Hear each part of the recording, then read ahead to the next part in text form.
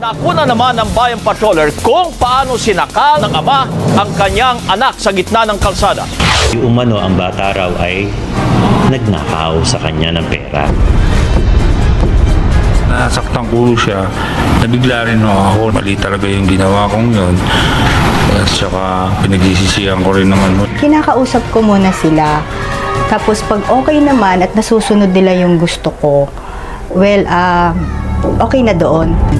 Well, kapag nagtanong ka, tumingin ka sa mga nakatatandang mga Pilipino, syempre palagi sasabihin niya palagi sa iyo na sila ay nasanay sa tinatawag nating corporal punishment. Yun nga lang, sa sobrang gigil at galit ng ilang mga magulang sa nagawang mali ng anak, minsan napapalakas ang puwersa ng pagdidisiplina at nawawala na sa lugar ang pananakit. Kung mas makapal to pag ginanto, meron pang kasamang bakal. Yan yun, tatatama.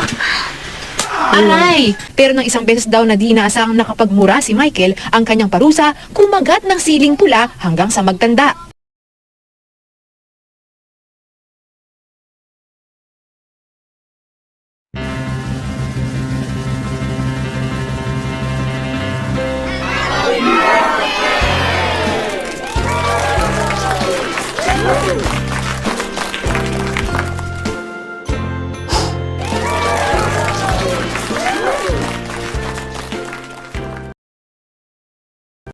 Mas magaling ako sa kanya. Hoy, masama yung sinabi mo na yon. Dale, huwag kang magsasalita ng gano'n. Masama yun.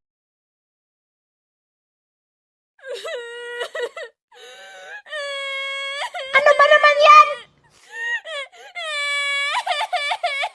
Hindi ka ba tinuturuan ng mga magulang mo na magandang asal? Pasensya na po, kakausapin ko po yung anak ko mamaya. Bakit ba ang napakakulit mo? Kanina ka pa.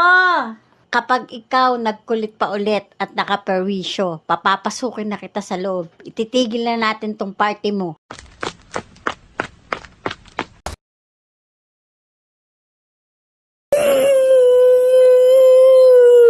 Bakit naman ang kulit-kulit mo kanina? Di ka mapagsabihan ng isang beses. At saka yung bibig mo. Saan mo natutunay ang pagmumura? Masama yan para sa edad mo, ang pagmumura. Sa susunod na marinig pa kitang nagmumura, hindi lang yan ang aabutin mo. Anak, tama yung sinabi ng nanay mo. Dagdag ko pa, hindi ka dapat nananakit ng kaibigan mo, lalo na at babae yan. O siya, sige na, buksan mo na ang mga regalo mo.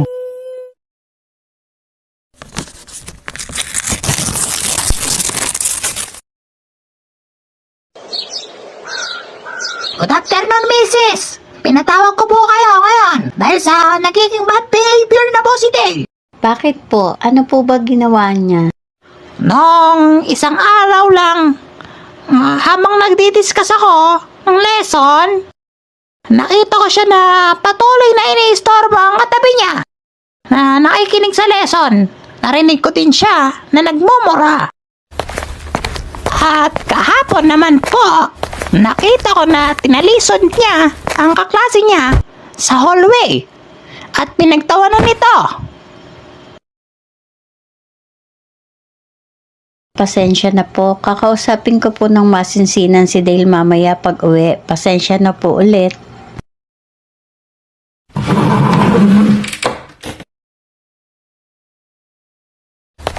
Ang kulit-kulit mo talaga. Pinagsabihan na kita sa pagmumura mo, di ba? Di ka makaintindi.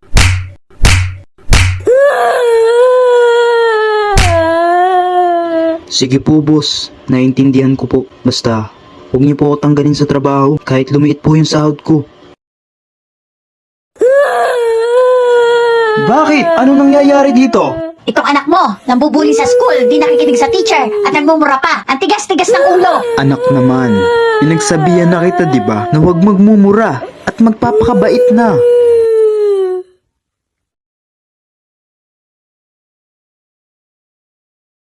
Ayan, kaya lumalaking ganyan ang anak mo. Kinukonsinti mo lagi.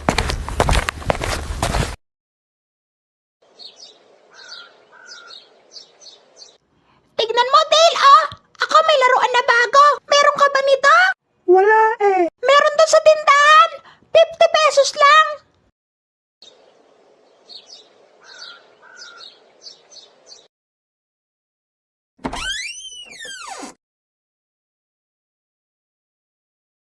Anak, ano yung ginagawa mo?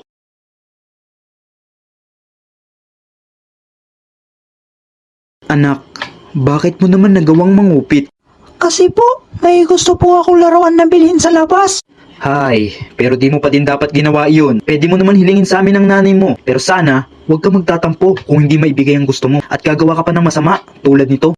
Sige, hindi ko ito sasabihin sa nanay mo basta siguraduhin mong hindi mo na uulitin.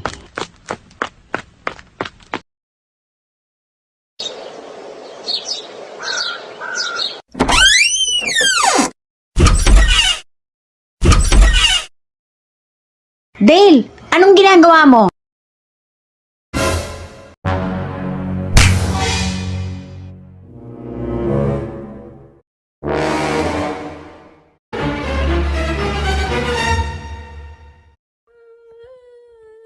Bakit?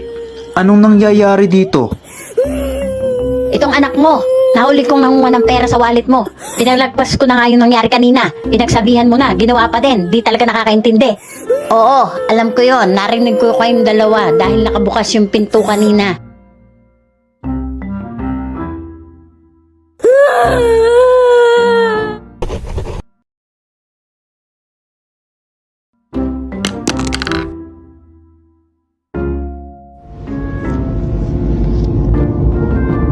Hoy, Dale, ano nangyayari sa'yo? At ganyan reaction mo? Tinulungan na nga kita?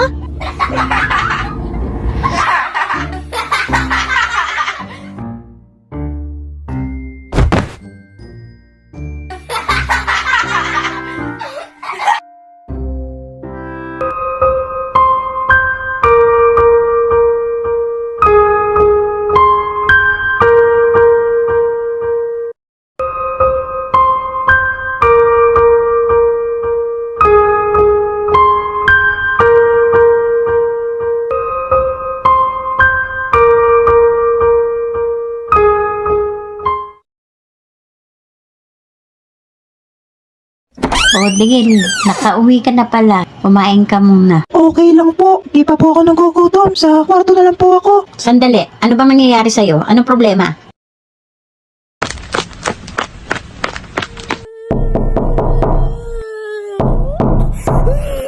Dale, buksan mo tong pinto. Marites, tama na yan. Mas lalong natatakot sa yung bata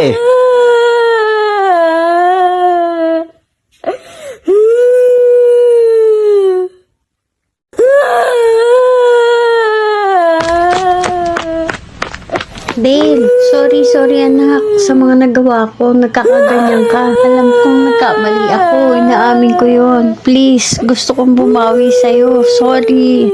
Anak, pakinggan mo din ng nanay mo. Oo, sumubra at nagkamali siya. Nagawa niya lang din yun dahil gusto ka namin itama sa pagkakamali mo. Di ka naman din namin papagalitan nang walang dahilan, di ba? Nay, sorry po sa katigasan ng ulo ko at sa mga nagawa ko pong kasalanan sa inyo. Hindi na po maulit. Huwag mo na alalahanin yun, nak. Nagkamali din ako. Babawi kami sa'yo, lalo na ako.